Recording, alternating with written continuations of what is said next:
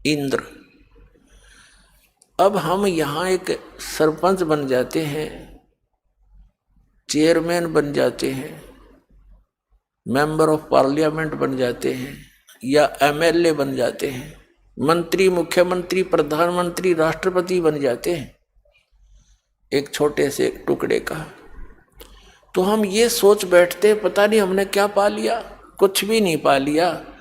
आपने तो अपना जीवन नाश कर लिया जब भक्ति नहीं करते तो, या भक्ति नहीं कर रहे तो पूर्व जन्म की वो पूंजी जो आप लेकर आए थे, धन श्वासों का, मनुष्य जीवन के श्वासों का, उसका नाश कर दिया और ये खाक उपलब्धि कर ली। और एक पल का चैन नहीं। मुख्यमंत्री के देख लो इतिहास सारे दिन, प्रधानमंत्री का देख लो, एक पल का चैन नहीं इनको। हमने दिखे बड़े सुखी। तो पुण्यात्माओं, यदि भक्ति करनी है, इन संसारिक चोचला तो अपने दूर हटना पड़ेगा। एक का काम होगा। परमात्मा कहते हैं, पिया चावे प्रेम रस, राख्या चावे मान, एक म्यान में दो खड़ग, कदे देखी सुनी न कान। यदि तू प्रेम रस पीना चाहता है, यानी परमात्मा पाना चाहता है, सतलोक जाना चाहता है, और साथ में यहाँ की मान बढ़ाई ये बकवादों को भी चाहता है, तो कभी नहीं होगा। ठीक है, जैसा करोगे वैसा मिल जाएगा, लेकिन जिस उद्देश्य के लिए दास प्रयत्न कर रहा है और भगवान ने आके किया था, उससे आप फिर वंचित रह जाओगे। तो यहाँ संसारिक सोच लागना हमने कभी सपने में भी नहीं देखा है। कहते इंद्र दा राज काग दा बेष्टा। हमने तो कहते इंद्र स्वर्ग का राज्य भी काग की बीट टट्टी समझनी पड़ेगी जब हम सतलोक जा सकेंगे। और जिस सुख की प्राप्ति के लिए राजाओं ने राज त्याग दिए और हम उस राज के पीछे घूम रहे, तो हम भक्त नहीं है, हम भक्ति नहीं चाहते, बकवाद चाहते। तो दास आपको आज के सत्संग के माध्यम से यही संदेश देना चाहता है कि आप विद्यार्थी हैं पृथ्वी पर, आप मनुष्य हैं, मानव शरीर प्राप्त है बहन और भाइयों को। ये विद्यार्थी का काम यहाँ बकवादों में नहीं लगना। यहाँ सत भक्ति करके आपको यहाँ की किया हुआ वर्क डन, इसका बेनिफिट उस क्षेत्र में मिलेगा जहाँ की तुम साधना ट्रेनिंग कर रहे हो। कोई इंजीनियरिंग कर रहा तो इंजीनियर लगेगा, डॉक्टरी कर रहा तो डॉक्टर लगेगा, और अन्य साधना कर रहा है, उसी के आधार से आगे उसको उस क्षेत्र में जॉब मिलेगी। तो आप जी वो साधना कर रहे हो, आप विद्यार्थी हो, आपको सतगुरु मिल गया है, तो वो साधना मिल गई है जो सतलोक में आपको सदा सुखी करेगी। वहां जाकर फिर वापस नहीं आना होगा और वहां आपका ऐसा ही व्यवस्था होगी। अब यहाँ का जो कति अस्थायी डुप्लीकेट जुगाड़ है आपका, लेकिन आपकी बुद्धि इस ज्ञान से उठेगी, इस ज्ञान से ही यहाँ के इन सुखों से हटेगी, और तब हम ऊपर चलेंगे, सतलोक जा सकेंगे। तो जैसे दास कह रहा था कि ब्रह्मा विष्णु महेश की जो गुण हैं ये आपको प्रभावित कर रहे हैं, आपके बस की बात नहीं। जिस किसी ने भांग पी रखी है या शराब पी रखी है तो उसके बस की बात नहीं। अब वो जो गतिविधि कर रहा है ऐसे ही करेगा। उसकी एंटीबायोटिक गोली टैबलेट दी जाएंगी, ट्रीटमेंट किया जाएगा, तो फिर वो उतर जाएगी भांग और शराब, फिर वो ठीक गतिविधि करेगा। तो अब जो परमात्मा दत्त ये ज्ञान है, कबीर भगवान द्वारा दिया गया जो ज्ञान है, इस मालिक की ये उनके मुख कमल से बोली वाणी है जो दास सुना रहा है स्पीकर की तरह। तो उस मालिक की वाणी में इतनी शक्ति है, ये बोली जा रही है, ये ज्ञान सुना जा रहा है, तो आपकी आत्मा के ऊपर जो वो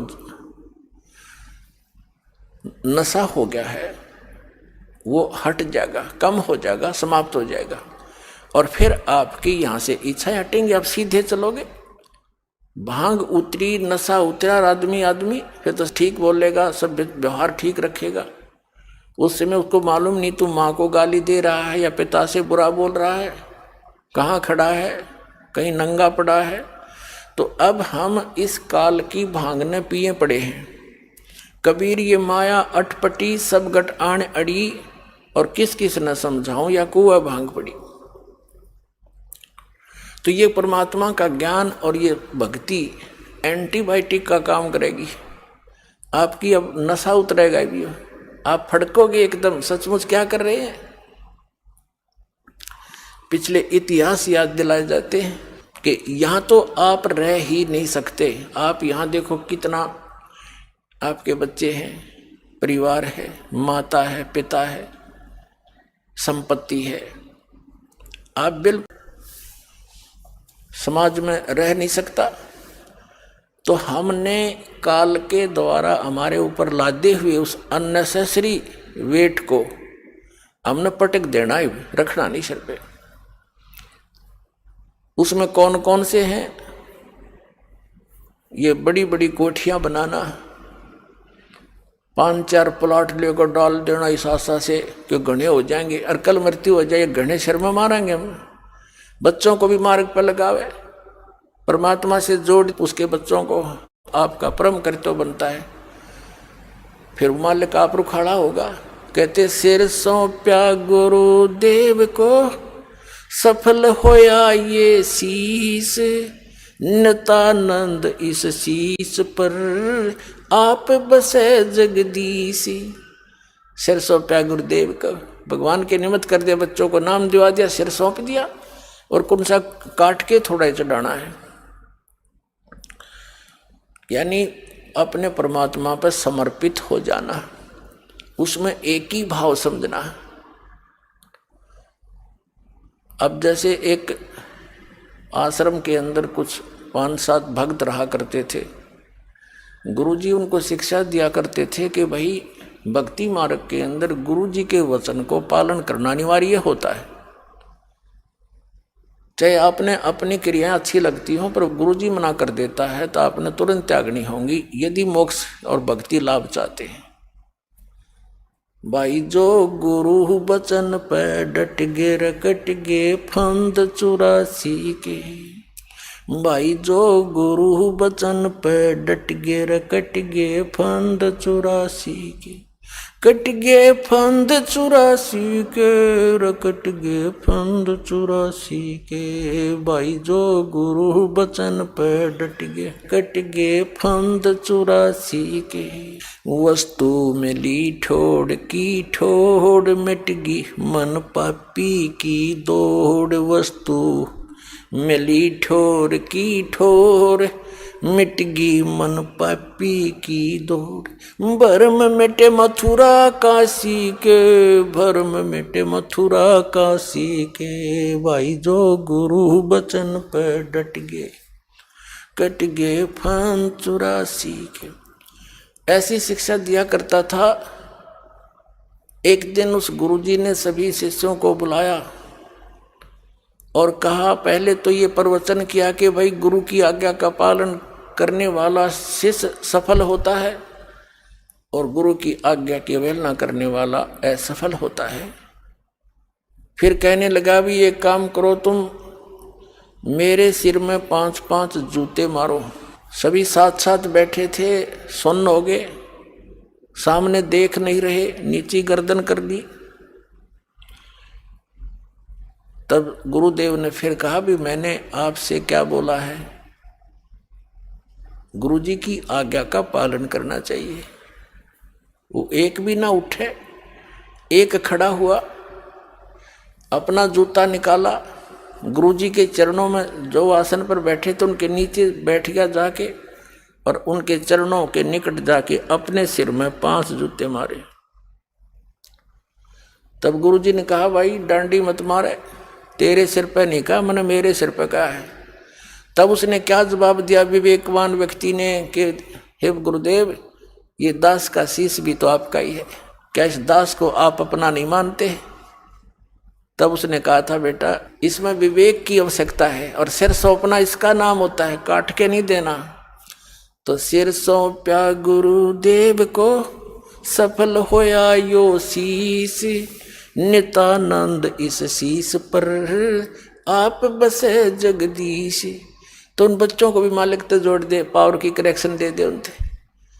तो जो काम पावर से होगा वो हाथ से नहीं हो सकता, मैनुअली नहीं हो सकता। जैसे आटा पीसा करती हमारी माताएं, 1 घंटे में जाकर 2 किलो मुश्किल से पीसा करती। अरे पावर कनेक्शन ले लिया, cut cut cut cut cut 1 घंटे में पीस दे 2 मण 80 किलो। तो कहने का भाव ये है कि जब हम मालिक से जुड़ जाएंगे तो हमारा सारा काम परमात्मा की शक्ति से होगा। तो जैसे प्रसंग जो चल रहा था कि इस परमात्मा की जो भक्ति है, इससे हमारा पहले तो वो कांटे निकलेंगे जिनके कारण आप दुखी हो, और फिर आपको राम नाम का जूता दिया जाएगा कि बच्चा भी से निकालिए मत ना, यानी मर्यादा भंग ना करना, भक्ति मत छोड़ना, ये राम नाम का जूता है। तो वो दुखी प्राणी सफल होगा इस मार्ग में, और जो सुखी हैं वो नाम भी ले लेते हैं, कुछ दिन के अंदर उनकी मान बढ़ाई नहीं छूटती, वो ज्ञान पूरा नहीं सुनते, वो बर्बाद हो जाते हैं, छोड़ जाते हैं इस मार्ग को।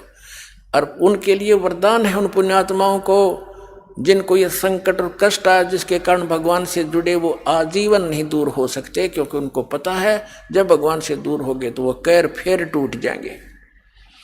तो वो सफल होंगे। या फिर जो सुखी भी हैं और ज्ञान सही ग्रहण कर लेंगे, मालिक के समर्पित हो जाएंगे, कनेक्शन नहीं कटने देंगे, तो पावर साथ रहेगी भगवान की, उनको सद्बुद्धि बनी रहेगी, वो भी सफल होंगे। लेकिन अधिकतर वो लोग आखिर में बिगड़ ही जाते हैं। तो इसलिए प्रार्थना दास की है कि ज़्यादा ज्ञान सुनना पड़ेगा आपने। एक दिन ज्ञान सुन लिया, 2 दिन सुन लिया, कुछ 2-3 वर्ष लग कर फिर कहते हैं हमने ज्ञान हो गया, या भूल भी मारती प्राणी को। ये भी काल की एक जाल होता है। जीव को ज्ञान हो सकता है, ज्ञान हो गया तो उसके ऊपर टिक नहीं सकता। तो मालिक की पावर साथ रहेगी तो उस ज्ञान पर वो टिका भी रह सकता है। टिका रहना आवश्यक है, ज्ञान होना तो बहुत दूसरी चीज है। यानी संत बनना, साधु भक्त बनना, ये अनिवार्य है। परमात्मा कहते हैं गोरख से ज्ञानी गणे और सुख दे यति जहान और सीता सी बहु भारिया, ये संत दूर स्थान। गोरख परमात्मा से ज्ञान प्राप्त करके गोरख ज्ञानी पाक गया था। कबीर साहब के साथ गोष्ठी हुई थी, डलेट हो रहा था, सिद्धि से पहाड़ का सोना बना दिया था उसने अपने वचन से, और भी बहुत सी सिद्धियां थी। तब परमात्मा ने कहा था कि जंतर मंत्र जोग निभाई, कबीर साहब ने कहा था। और कहते हैं गोरखनाथ सिद्धि में बोल्या और टूणे टामण हंड फूल्या, जंतर मंत्र जोग निभाई, काल चक्र जमजोरा खाई, तुम हो जम की फर्दी माही। तब गोरखनाथ जी को ज्ञान हुआ, परमात्मा से उपदेश प्राप्त किया, ज्ञान से ग्रहण किया। उस ज्ञान को सुनकर गला ज्ञानी पा गया, पूरा ज्ञान सुनावे, बहुत से चेले भी बना लिए बगैर किसी आज्ञा के, वो उसका अपना बैठा बैठाया। और ज्ञानी कब आ गया? भाई गोरख जैसा ज्ञानी नहीं, मालिक से ज्ञान प्राप्त करके आप प्रभु बन बैठे। या बीमार खावा हमने 10 बाबा करणी मिल जाएंगे, बड़ा भाई इसने तो सारे श्लोक गोट रखे हैं, इसने तो भाई कति सारे वाणी याद कर रखी है, वो टीटी पाक जाएगा, काल दाव लगा जाएगा, भगवान से कनेक्शन कट जाएगा, तो वो फिर सदा के लिए दुखी, फिर शुरुआत होगी इसकी। तो परमात्मा कहते हैं गोरख से ज्ञानी गणे सुख दे जति जहान और सीता सी बहु भारिया, संत दूर स्थान। जैसे भाई सीता जैसी सती पत्नी नहीं हो सकती, परमात्मा कहीं सीता बहुत गड़ी हैं, सती बहन बेटियां बहुत हैं, ये भी भूल मत करो। और सुखदेव जैसे यति बहुत हैं जो अपने धर्म कर्म पर ब्रह्मचर्य पालन का करते हैं। और गोरख जैसे ज्ञानी गणे, संत दूर स्थान, साधु संत भक्त बनना ये बड़ी दूर घर है उसका। यानी इस मर्यादा के अंदर रहना, सतभक्ति करना, मान बड़ाई से दूर रहना, यहाँ के संसारिक चोचलों से बच के रहना, इनकी कति स्वप्न में इच्छना, वो संत है। कहते संत दूर स्थान, ऐसे साधु बनना बड़े दूर की बात है। लेकिन बनेंगे जब हम इस मार्ग पर चल रहे हैं। तो इस प्रकार इस ज्ञान को सुनते रहना, और दास के मुख से सुनोगे और ज़्यादा असर होगा। क्योंकि जैसे एक तो प्रधानमंत्री कहे ये सड़क बना दो बरवाड़ा से लेकर दौलतपुर तक, तो अगले दिन मट्टी पड़नी शुरू हो जाएगी, उस पर कार्य शुरू हो जाएगा। और उसने एक आम आदमी कहे या कोई अधिकारी कहे उससे हटकर कोई भी कि ये बना दो, सपने में ना बने, वो बात दोनों वर्ड एक जैसे ही बोल रहे हैं। तो इसी प्रकार अधिकारी के वचन में जो शक्ति होती है वो अन्य व्यक्ति चाहे कितना किसा दिखता हुआ अपने, वो उस काम को नहीं कर सकता। इसी भ्रम के निवारण के लिए परमात्मा ने सबसे पहले अचिंत से कहा था तू सृष्टि रच के देख ले। उसने अक्षर पुरुष की उत्पत्ति की, वो जाकर सो गया मानसरोवर में, अचिंत वहां बैठा, वो वहां सो रहा। अब सृष्टि रच से खा के जब परमात्मा ने कहा था भाई तेरे को सबक सिखाया है और बाकी सतर्क हो जाते हैं, एक का चोट लाग जाए बाकी सारे बचा करें, और कहा था समर्थ का काम समर्थ ही कर सकता है, चुप करके बैठ जा पड़ा। तो उसके बाद अचिंत समझदार था, कान पकड़ दिया। औरों को भी यह हो गया कि बकवाद करने से कोई फायदा नहीं, मालिक तो मालिक ही होता है, तो समर्थ समर्थ ही होता है। और जिस समर्थ ने इस दास को अपना प्रतिनिधि बना के भेज दिया, तो इससे जो काम होगा वो आम से नहीं होगा। इस पृथ्वी पर ये सत्य कर मान लिया, जो कितनी बात बनाता हो और कैसा कुछ करता हो।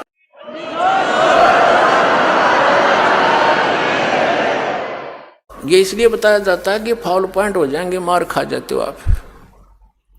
अब परमात्मा की वाणी है, परमात्मा के वचन है, दास सुना रहा है, ये अधिकारी बना रखा है, इसलिए सुना रहा है। ना तो मेरे के सिर में दर्द था, अपना भक्ति करूँ, माला फेरूँ, अब गुरु जी के चरणों में बैठा अपना टाइम पास हो रहा था।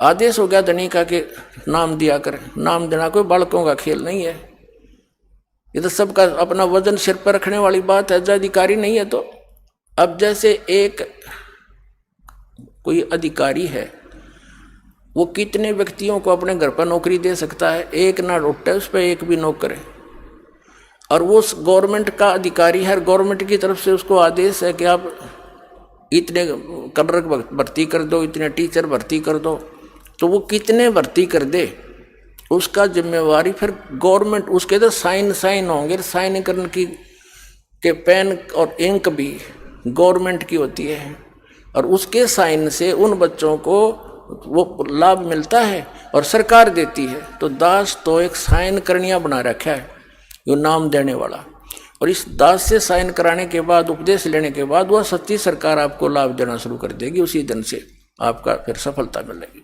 और नहीं कर सकता। तो अधिकारी के बिना कोई भी काम सफल नहीं होता। इन अनअधिकारियों ने तो बैठा रखा मानव समाज का, और भगवान आए थे, इन अनधिकारियों ने, गुरुओं ने, बकवाद करनिया ने परमात्मा तक हमें पहुंचने नहीं दिया। और अब भी ये आगे आडे अड़ रहे हैं, पर अब इनकी बसावे को नहीं किससे की। देख लेना, मालिक का वचन है भी ये कि अब कोई इसके आगे नहीं अड़ सकेगा, इस ज्ञान के आगे टिक नहीं सकेंगे। और ज्ञान सब ज्ञान डी, कबीर ज्ञान सो ज्ञान, और जैसे गोला तो गायब करता चला मैदान। अब प्रसंग चल रहा है कि सुरपति दुखिया भूपति दुखिया, और रंक दुखी बपरीती हो, कह कबीर और सब दुखिया, एक संत सुखी मन जीती हो। अब सुरपति दुखिया यानी पूरे देवताओं का भी राजा, और पृथ्वी का तो गिनती नहीं, पृथ्वी का तो कोई राज ही नहीं उसकी तुलना में। और पूरी भूपति माने पूरी पृथ्वी का राजा दुखिया, और रंक दुखी बपरीती हो, रंक भी दुखी, गरीब तो दुखी है ये स्वाभाविक, उसको तो सबको पता हो, तो सारे कष्ट उसके ऊपर, गरीब के ऊपर।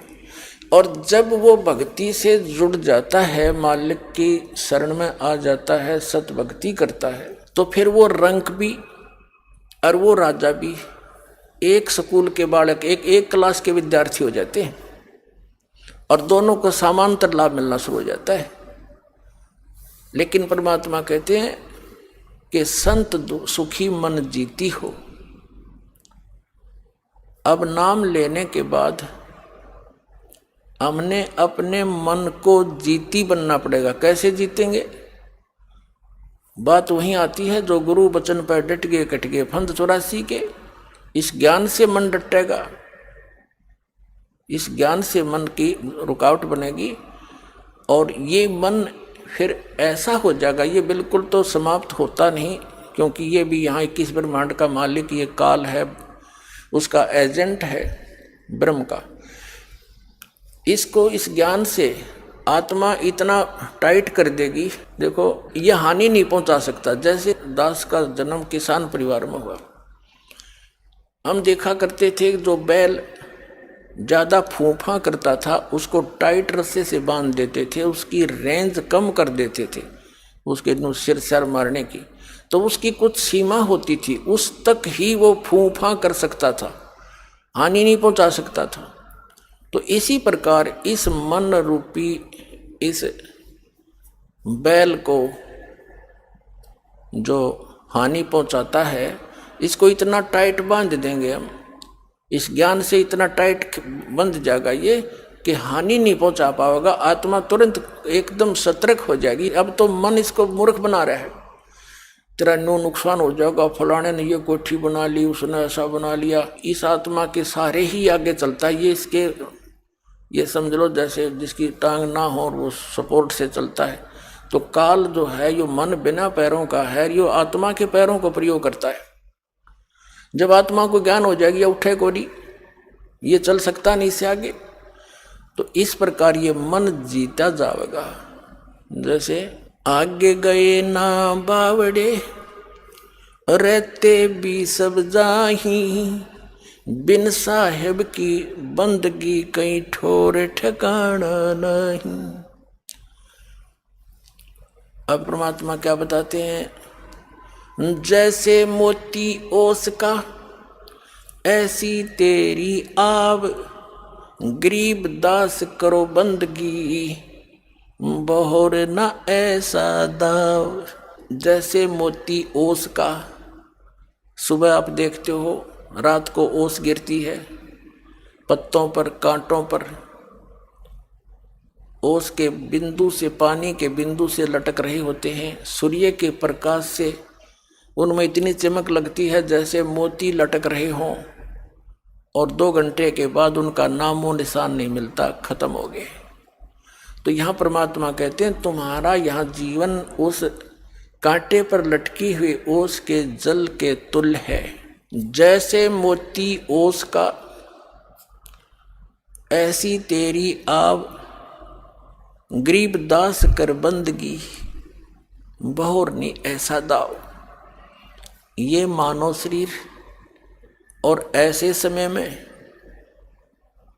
जो परमात्मा ने अब ये बैन उठा दिया भक्ति से, वो ज्ञान जो गुप्त रखा हुआ था अब उसको खोलने का, अब उसके बच्चों तक पहुंचाने का आदेश दे दिया। तो इस समय में मनुष्य जीवन ये एक दाव है, आपका दाव लगा है। तो परमात्मा समझाने की चेष्टा करते हैं, ये संसार समझदा नाही, कहंदा श्याम दोपहरे नू, गरीब दास ये वक्त जात है, रोवोगे इस पैरे नू। परमात्मा कबीर परमेश्वर जी ने 600 वर्ष पहले आदरणीय धर्मदास साहिब जी की चिंता का निवारण करते हुए कहा था। क्या चिंता थी धर्मदास जी को? धर्मदास जी का जो लड़का था नारायण दास नाम था, और आदरणीय धर्मदास साहिब जी बहुत बड़े सेठ धनी व्यक्ति थे, बनिया थे, वैश्य थे। परमात्मा से मिलन से पहले उनका एक पुत्र हो चुका था नारायण दास, और वो काल का दूत भेज रखा था उसके। जब परमात्मा उनको मिले और धर्मदास जी ने परमात्मा की प्रत्येक बात को सत्य मानकर अन्य उपासना, आन उपासना छोड़ दी, फिर सबसे पहले माता पिता का कर्तव्य बनता है कि मेरा पुत्र पुत्री भी परमात्मा से जुड़े, मालिक इनका संरक्षक बन जावे, इनका जीवन सफल हो। क्योंकि हम अपने बच्चों के लिए अपने तन की परवाह नहीं करते, अपने धन की परवाह नहीं करते, तो उन बच्चों के लिए फिर अब हम पीछे क्यों रहे? जब हमें ज्ञान होगा, जैसे हम बच्चों को पढ़ाते हैं सिर्फ एक पेट के लिए, इनका गुजारा हो जाएगा, गुजारा भी जो किस्मत में होगा उन्हीं का होता, ना लाखों पढ़ते हैं, नौकरी कितनों को मिलती है। तो हमने अब वही फाइनल मान रखा, अब हम इसको फाइनल मानेंगे। ऋषि यहाँ भी सुखी, 2 रोटी चाहिए, एक छोटा सा एक कमरा ले ले, बनवा ले, चाहे 2 बना दे भगवान, उसकी मौज, वो तो दूसरी बात है। ना नीत नहीं रह गए बनाओ, उनकी आवश्यकता अनुसार बनाओ और अपना ठाठ से भक्ति करे, पीछा छुड़ा और चलो, वहाँ मिलेंगे सुख। कॉलेज में सुख थोड़ा ही होता है। तो उस माता पिता के कर्तव्य को और बच्चे की ममता के कारण माता पिता वाले कर्तव्य को पूरा करने के लिए परमात्मा से कहा, भगवान मेरे बेटे को भी नाम दे दो। अब कबीर साहब लगे समझाने, ब्रह्मा विष्णु महेश ऐसे हैं, इनकी यह स्थिति है, पूर्ण परमात्मा अपने को छुपा कर कहते हैं वो परमात्मा सतलोक में है, वहां सदा सुखी रहोगे। तो नारायण दास तो था काल का दूत ने बोला हम नहीं मानना श्री कृष्ण से ऊपर किसी को, और पिताजी आपकी तो बुद्धि भ्रष्ट होगी बुढ़ापे में, आपको इसने बहका लिया जुलाहे ने। ऐसी उठपटांग बातें करके उठ कर चला गया, जवान हो रहा था 18-20 उम्र बल्कि ज्यादा आयु का।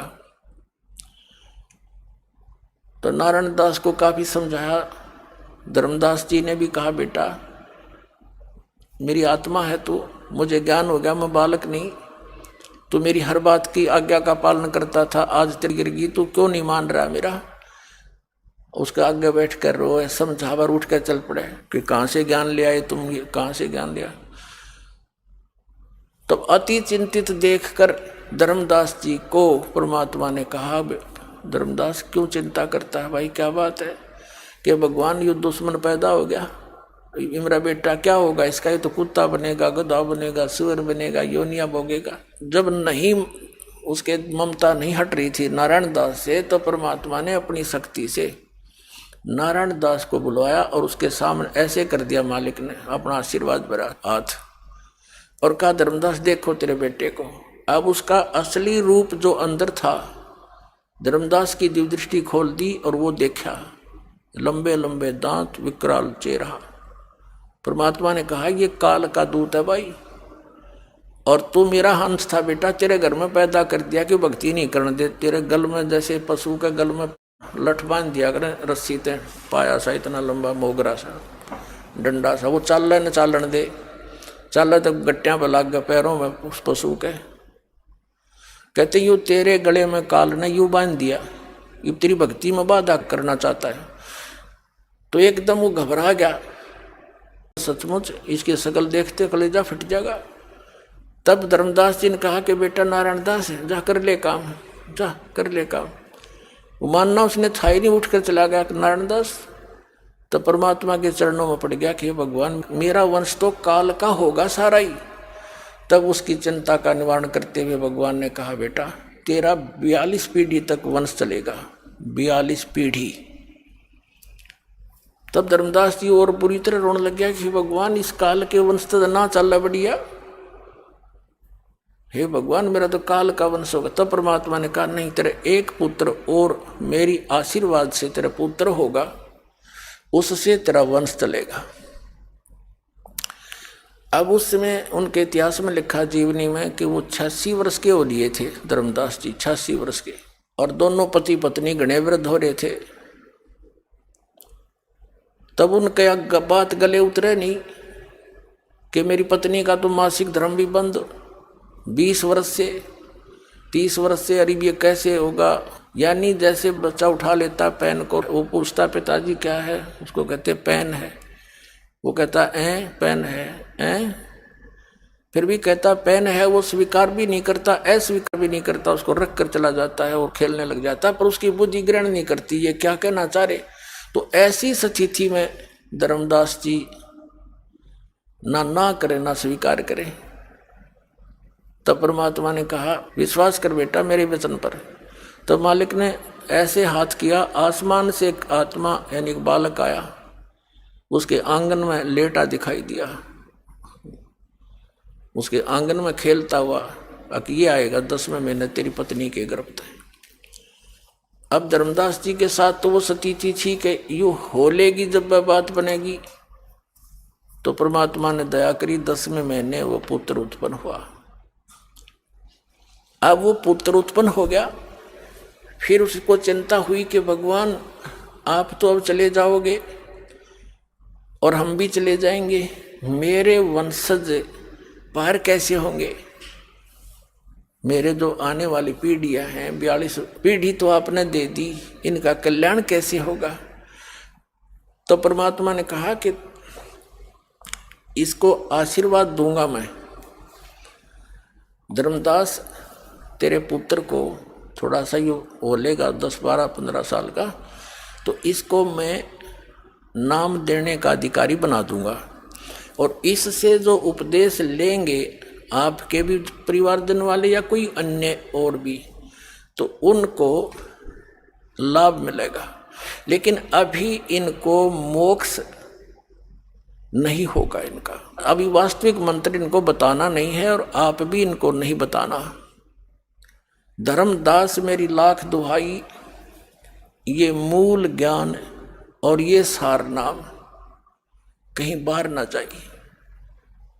ये सार नाम बाहर जो पढ़ी बिचली पीढ़ी हंस नी तरी, और ये मूल ज्ञान बार जो पढ़ी बिचली पीढ़ी हंस नी तरी, और मूल ज्ञान को तब तक छुपाई जब लगिए द्वादश पंथ ना मिट जाए।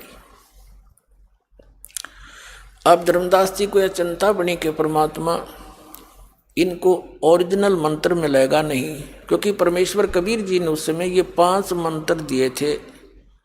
उस चूड़ामणि नाम था उस धर्मदास के गॉड गिवन सन का, परमात्मा के द्वारा दिए गए पुत्र का नाम चूड़ामणि रखा था। उसी को आगे चल के मुक्तामणि नाम से वो प्रसिद्ध हुआ। उसको मालिक ने अधिकार दे दिया था नाम देने का, केवल 5 नाम दिए थे। जो आपको हम प्रथम मंत्र देते हैं, इनमें से ये 5 नाम हैं बीच वाले, अलाउड नहीं किया था दाता ने। तो ये 5 नाम देने से क्या होता है कि यहाँ संसारिक सुविधाएं और मनुष्य जीवन मर्यादा बनाकर दे दी। इस तरह क्रियाएं करो, 5 यज्ञ, धर्म यज्ञ, भंडारे करने ऐसे ऐसे, और ये मंत्र 5 उसको दे दिए, आगे देने का अधिकारी बना दिया। तो फिर परमात्मा ने कहा कि धर्मदास, जब 6ठी पीढ़ी आवेगी ना तेरी, ऐसे गद्दी चलेंगी, 6ठी पीढ़ी वाला जो आएगा वो काल का दूत होगा। वो काल के दूतों के द्वारा भ्रमित कर दिया जाएगा और वो फिर इन 5 नामों को खत्म कर देगा। वो कोई और ही ऊट पटांग मंत्र बनाकर देने लग जाएगा, और मेरा वचन ना खाली जाई, मैंने जो कह दिया यह सच्ची होगी। अब धर्मदास फिर चिंतित हो गया कि भगवान फिर कैसे बात बनेगी। अब तो चलो सब्र किया था कि भी मनुष्य जीवन मिलते रहेंगे, और अब वो आगे चल के उनका तो वो नाम भी खत्म हुआ। तब परमात्मा ने कहा था कि आगे क्या होगा कि मेरी वाणी को जो पढ़ रहे हैं, अब वाणी तो मेरी पढ़ेंगे, और इस वाणी के अंदर के ये ज्ञान यज्ञ बनता है। इस ज्ञान यज्ञ से भी इनको मनुष्य शरीर और भंडारे करते हैं, इससे भी इनको मानव शरीर प्राप्ति होती रहेगी, लेकिन मोक्ष नहीं हो पाएगा। तब धर्मदास जी को चिंता बनी कि हे भगवान, आगे फिर इनको वो ओरिजिनल नाम देगा कौन आकर के। जब परमात्मा ने कहा था कि जब बिचली पीढ़ी आवेगी और 5505 वर्ष जब कलयुग बीत जाएगा, उस समय में यानी जो 12वां पंथ है गरीबदास जी का, उस 12वें पंथ में परमात्मा ने कहा संवत 1774 जब बीत जाएगा, 75वां लगेगा, उस समय गरीबदास जी का जन्म होगा, और उससे फिर 12वां पंथ चलेगा। वो 12वां पंथ चल चुका होगा, और जब कलयुग 5500 वर्ष बीत जाएगा, उस समय मैं उस गरीबदास वाले पंथ में जाऊंगा, और 12वें पंथ के द्वारा जो 12वां पंथ है गरीबदास का, उस गरीबदास जी द्वारा मेरी महिमा की वाणी का पुनरुत्थान होगा। क्योंकि वहां तक काल के दूत कबीर पंथ में घुस गए, कबीर सागर, कबीर वाणी, कबीर बीजक आदि वाणियों का अन्य ही अर्थ बना के उल्टा सुल्टा कुछ फेर बदल भी करके अपने अनुकूल इसमें खराबी पैदा कर देंगे, मिलावट कर लेंगे, कहीं काट देंगे, कहीं जोड़ लेंगे। तो उसकी पूर्ति गरीबदास जी वाले पंथ के प्रवर्तक संत गरीबदास साहिब जी से करवाएंगे।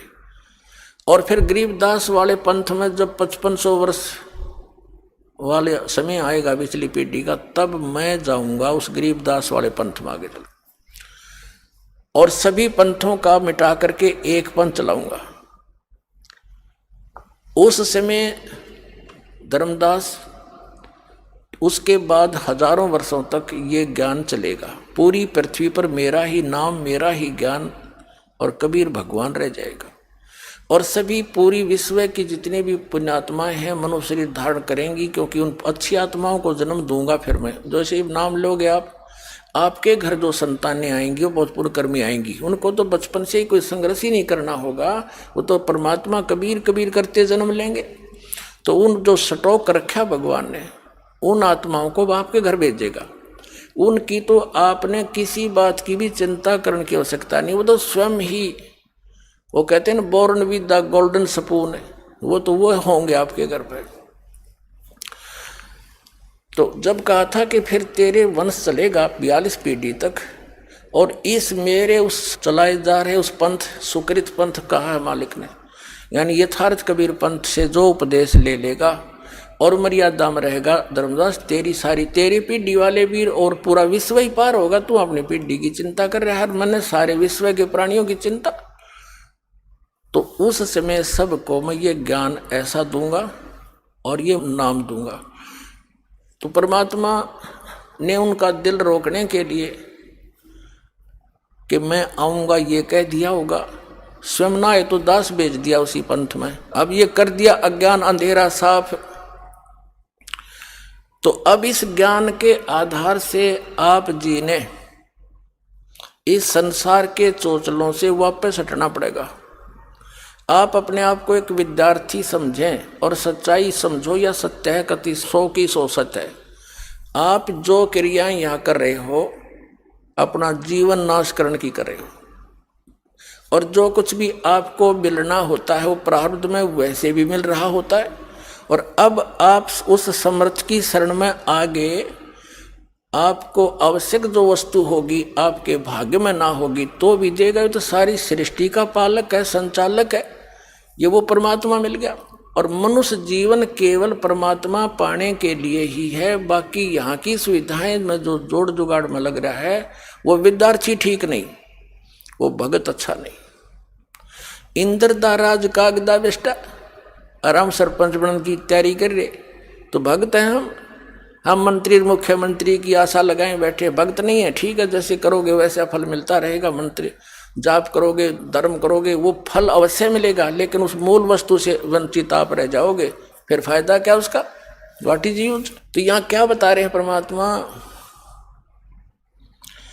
होले सुहागण सुरता त्यारे मालिक गर जाना है होले, होले सुहागण सुरता त्यारे मालिक गर जाना है तेरा सोने से खैर बरतारे मालिक गर जाना है। इस आत्मा को कहते हैं होले सुहागण सुरता त्यार। तूने अपने पति के घर जाना है। अब सुहागण कौन होती है, जिस लड़की का रिश्ता हो जाता है, नाता जुड़ जाता है, सगाई हो जाती है, तो वो लड़की सुहागण होगी। और जिनकी सगाई नहीं हुई वो कुंवारी है। तो सुहागण लड़की यानी जिसकी सगाई होगी, अर्थात जिसका नाता जुड़ गया पति से, तो वही तो पति के पास जाएगी। तो जिन्होंने उपदेश ले लिया इस दास से, ये आपका एक मीडियोकर मान लो बिचौलिया, आपका भगवान से, आत्मा का परमात्मा से नाता जुड़वाने वाला। अब जिस भी पुण्यात्मा का उस मालिक से ब्याह हो गया, नाम मिल गया, उससे नाता जुड़ गया, वह सुहागण होगी। और सुहागण ही जा सकती है, कुंवारी जा नहीं सकती, क्योंकि कुंवारी का नाता नहीं जुड़ा। तो जो अनुपदेशी है वो कुंवारी आत्मा समझ लो, और जो सुहागण होगी उनको बता रहे हैं कि जाना है तो उसके लिए तैयारी करें। अब जैसे पहले दहेज प्रथा थी, कैसी परंपरा थी, हमने खूब देखा गांवों में, विशेषकर हरियाणा के गांवों में तो बहुत ज़्यादा व्यवस्था थी। हम क्या देखा करते, हमारी बुआ, हमारी बड़ी बहनें जब उनका विवाह हुआ तो उनके लिए दूसर तैयार करवाया करते। दूसर यानी सेकंड टाइम, एक बार ब्याह में भेज देते थे बहन को, बेटी को, फिर दोबारा 1 साल के बाद ठीक रखी जाती थी। ठीक माने निर्धारित समय। तो जब वो ठीक नहीं कटाती थी 1 या 2 साल के रखे जाती थी, तो उस दौरान उस लड़की से कहा जाता था कि तू आगे की जो उसकी सासू ननद जेठानी या कोई और किसी के सबके लेन देन होता था, तो उनकी अलग से वस्त्र दिया करते थे, जिनको तीड़ बोला करते देसी भाषा में। तील यानी सूट सेट। उस तीड़ में क्या हुआ करता है, एक तक घाघरी हुआ करती भारा, मेरे ख्याल में 50 गज की एक हुआ करती गोल गोल करा के, और एक उसके ऊपर कुर्ता, एक उसके ऊपर चुंदड़ी यानी चोली दुपट्टा कह लो आजकल। तो वो पूरा एक सेट को तीड़ बोला करते, वो ऐसे पैक करा करती न्यारी न्यारी। और वो क्या होती थी, 30 तो अगलियां की, अगली माने ससुराल में जितनी भी बड़ी ठहरी बूढ़ी जेठानी दुरानी ननंद उनके लिए, और 20 पछलियां की, 15-20 लड़की की, यानी पूरा गातन करके वो ले जाती थी। तो वो लड़की की जब वो दूसरी यानी सेकंड टाइम भेजने की तैयारी करते थे, कपड़े घर पे सिलवाया करते तकरीबन टेलर को बुला के। तो वो तो टेलर सूट बनाता था, तील यानी सूट सेट अलग अलग बनाकर रख देता था। और छोटे छोटे बच्चे बेटियां होती थी, वो क्या करती थी, उस टेलर के द्वारा काटे गए टुकड़े छोटे छोटे उठा लेती थी जो वेस्ट होते थे, उनको उठाकर ऐसे ही घाघरी यानी जो नीचे का पैरन की हुआ करती, उससे बचे हुए की तो घाघरी बना लेती, या घाघरी होगी, उसके ऊपर कुर्ता वाले वो निकाल के वो कटे हुए पीस को उस पर कुर्ता, फिर वो चुंदड़ी वाले में चुंदड़ी, वह पूरी सेट बनाकर रख लेती। वो छोटे छोटे कट पीसों के, कट पीस भी 2-2 उंगल के, कुछ 3-3 इंच के टेढ़े मेढ़े कटे हुए, और उनको रख के और पूरी गठड़ी बांध लेती थी और रोज खोल के। और पहले स्कूल स्काल तो थे को नहीं, बेटियां जवान हो जाती थी, अपने घर पे रहती थी, तो वो क्या करती, उसको खोल कर, जो 10-5-7 साल की लड़की होती थी, खोल के देखा करती थी, ये इतनी अगलियां की, इतनी पछलियां की, ये गुडिया की, एक गुडिया बना लेती थी और एक गुड्डा बनाती थी, उनका ब्याह करती थी।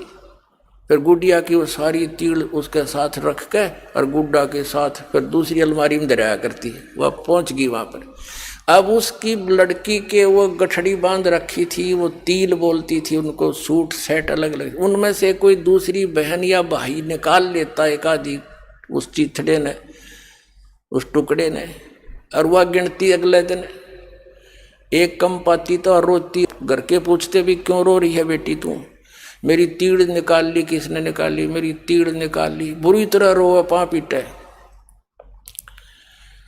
अब वह तीड़ ने त्याड़ 1-2 उंगल के कपड़े इकट्ठे करके उन्हें तीड़ मान रही।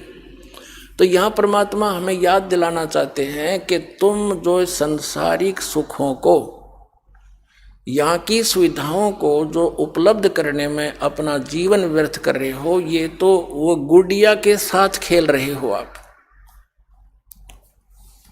गुड़िया खेलत उम्र गंवा दी और लाया नहीं विचार, तेरे साथ की कितनी जाली तू क्यों लारी वार, और गुड़िया खेलत तने उम्र गंवा दी, लाया नहीं विचार। तो पुण्यात्माओं, यहाँ का राष्ट्रपति, इस पृथ्वी का, पूरी पृथ्वी का राजा, ऐसा जान लो जैसा वो बालक गुड़िया खेल खेल रही थी। इतने चिथड़ों को, पीस को, टुकड़ों को वो सूट मान रही थी।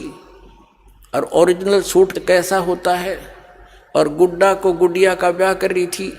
ओरिजिनल ब्याह क्या होता है, जब वो लड़की बड़ी हो जाती है, मैच्योर हो जाती है, उसके दिमाग, उसका माइंड मैच्योर हो जाता है, फिर उस बेटी को पता लगता है तिल क्या होती है, दुल्हा कैसा होता है, और फिर कहाँ जाने से तुझे उसका लाभ मिलता है, सुख होता है। तो फिर वो लड़की, उसका विवाह हो जावे, उसके बाद फिर वो उन टुकड़ों से नहीं खेल सकती। खिला के दिखा दो तो उसने फिर छू भी ले तवा, क्योंकि उसको ज्ञान हो गया और ओरिजिनल दुल्हे का पता लग गया, वो तो डुप्लीकेट से आगे।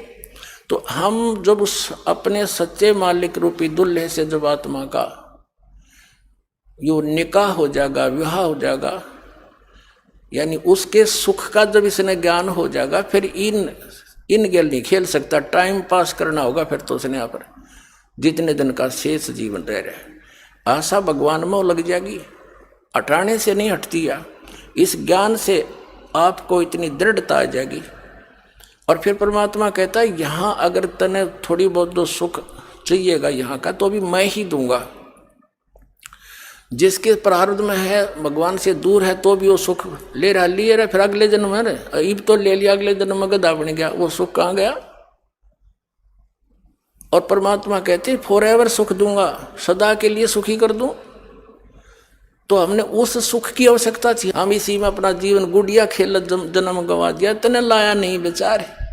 तो अब हम इस ज्ञान से हम उस शाने होंगे, मैच्योर होंगे, हमारा माइंड मैच्योर हो जाएगा, फिर हम नहीं खेल सकते नकलियाँ तय। आप देखना भी तो बच्चे हो, अभी आप स्टार्ट किया है, कोई पहली कक्षा का बालक है, कोई दूसरी का, कोई तीसरी का, यानी जिस दिन से आपको ने उपदेश मिला उस दिन से आपका जीवन शुरू है। जा दिन सतगुरु बैठिया ता दिन लेख जान, बाकी जन्म गंवा दिया बिना गुरु के नाम। तो जिस दिन आपने नाम मिला आपका जन्म है इस आत्मा का, उस दिन से शरीर चाहे किसी का 60 वर्ष का है, चाहे 20 वर्ष का, चाहे 10 वर्ष का, उससे कोई लिंक नहीं। उस दिन से आपका मनुष्य जीवन प्रारंभ है, जिस दिन इस दास से आपने उपदेश ले लिया।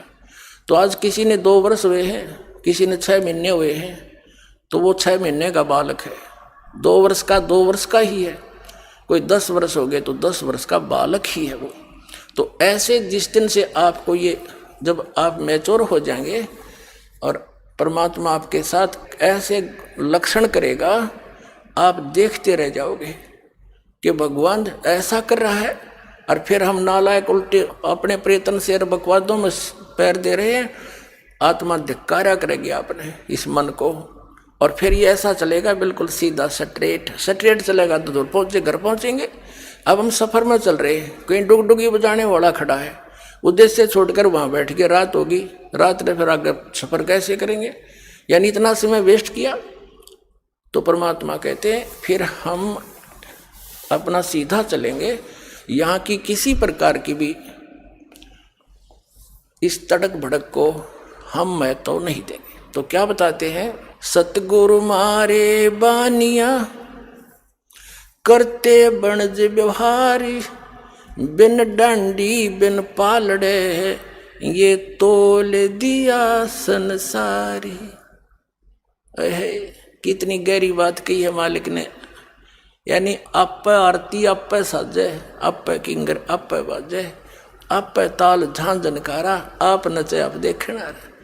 अब वो परमात्मा स्वयं ही सारे रोल कर रहा था, एक भगत के भी, एक संत के भी, एक सच्चे सतगुरु के भी, और एक नेक नागरिक के, यानी अपना सीमा में रहे, बकवादों में बड़ा नहीं, एक झोपड़ी में टाइम पास करके दिखाया मालिक ने, अनंत कोट ब्रह्मांडों के संचालक ने। तो क्या बताता है कि सतगुरु हमारे बानिया, हमारे 2 सतगुरु हैं, यानी जैसे इस दास पर जाकर दीप या मालिक खुद आए थे, या उन महापुरुषों को भी ज्ञान दिया था जो उनसे संपर्क में आए, लेकिन उनसे कह दिया था कि अभी समय नहीं है ये रहस्य डिस्क्लोज करने का, उनसे कसम दिवा दी थी, प्रतिज्ञा करवा दी थी। तो उन वो महापुरुष पक्के थे, दृढ़ थे। धर्मदास जी हालांकि अपनी संतान पर बड़े आसक्त थे, फिर भी मालिक के वचन को भंग नहीं किया उसने, कोई नाम नहीं बताया किसी को। और इसी प्रकार नानक साहिब जी को कह दिया था कि सतनाम नहीं देना किसी को भी, पूरे सिख समाज सतनाम से वंचित है। और एक बार मर्दाना ने यह गलती कर दी थी, उसको झटका दे दिया था कि कहीं आगे डिस्क्लोज ना हो जाए, लेकिन वो दुश्मन नहीं थे हमारे, अब आ जाएंगे, क्योंकि ऐसी मर्यादा चला के चले गए नानक साहिब जी। धर्म भंडारे होते हैं, भगवान की वाणी पढ़ते हैं, तो उससे इनके मनुष्य जीवन बने रहे। और भगवान में चाहे सभी, जैसे हिंदू है, मुसलमान है, सिख है, ईसाई है, इनमें आस्था है भगवान की अभी तक। चाहे मर्यादा कुछ भी मालिक ने इनके लिए कुछ भी दे रखा था, ये ग्लूकोज समझ लो, ग्लूकोज लगा रखी थी आपके इस आत्मा के, तो ग्लूकोज रोग नाश नहीं करती, इंजेक्शन न्यारे होते हैं, वो ट्रीटमेंट रोग नाश करने का उससे भिन्न होता है, लेकिन ये सहयोगी भी होती है। तो धर्मदास जी को परमात्मा ने मना किया था। तो क्या बताते हैं कि अब ये परमात्मा ने इस दास पर दया करी है, वो सर्जन बना के भेज दिया और कंप्लीट कोर्स दे दिया दास को। और इस कंप्लीट कोर्स के बिना यो जन्म मरण का रोग और सतलोक प्राप्ति ये संभव नहीं हो सकती। अब क्या बताते हैं, सतगुरु हमारे बानिया, ये जो ज्ञान आज दास आपको दे रहा है ये दास का नहीं है, ये उस परम पिता का गॉड गिवन है जो पहले खजाना दर गए थे छुपा के। अब दास को चाबी दे दी उस खजाने की, सार नाम की, तत्व ज्ञान की। अब दास ने खोल कर उसके बच्चों को बांट रहा है। अब भी कोई सोया पड़ा है तो मूर्ख है, अपने कर्म बिगाड़ेगा। उसको जगाने के लिए जगह जगह डंडोरा पीट रहे हैं, जगाने के लिए पुस्तकें बच्चे घर घर देकर आ रहे हैं, टेलीविजनों पर चल रहे हैं। और अब भी कोई सोया पड़ा रहेगा तो उसने घनी पी रखी है भांग इस काल की, तो उतरेगी। अब तो टाइम आ गया है, उतरेगी। टाइम अवश्य लगेगा, क्योंकि बुराई को फैलने में भी थोड़ा समय लगता है, लेकिन सतमार्ग दृढ़ता से चलता है, स्लो एंड स्टीडली चलता है। यह पूरा विश्व में जाएगा, मालिक का वचन है। तो क्या बताते हैं, बिन डांडी बिन पालड़ाई तोल दिया संसार। इन सभी ऋषि महर्षि नकली गुरु और मंडलेश्वर आचार्य और शंकराचार्यों के सब क्या तलाशी लेकर दिखा दिया आपको कि इनके पास क्या ज्ञान है और वास्तविक हमारे सदग्रंथ क्या बताते हैं। तो बिना डांडी और बिना पालड़े के सबको तोल कर दिखा दिया कि इसके पास क्या माल है, इसके पास क्या माल है। कहते हैं बिन डांडी बिन पालड़े तोल दिया संसार, सबको अलग अलग छान कर धर दिया, इनका पैमाना बता दिया, इनका वेट बता दिया, इनके अंदर कितना ज्ञान है इन लोगों का। फिर बताते हैं, कहे कबीर सुनो मेरी सजनी, इस आत्मा को कह रहे दाता कि सतलोक में जाओ, वहां लूटो अजब बहार। जिस सुख को तुम यहां खोज रहे हो वो यहां नहीं है, वो सतलोक में है और वहां पर सब सुख है। ये तो उसकी डुप्लीकेट। सत साहिब सभी भक्तों को, जो लोग भी मेरे चैनल में पहली बार आए तो चैनल को सब्सक्राइब, वीडियो को लाइक और वीडियो पूरा जरूर देखें।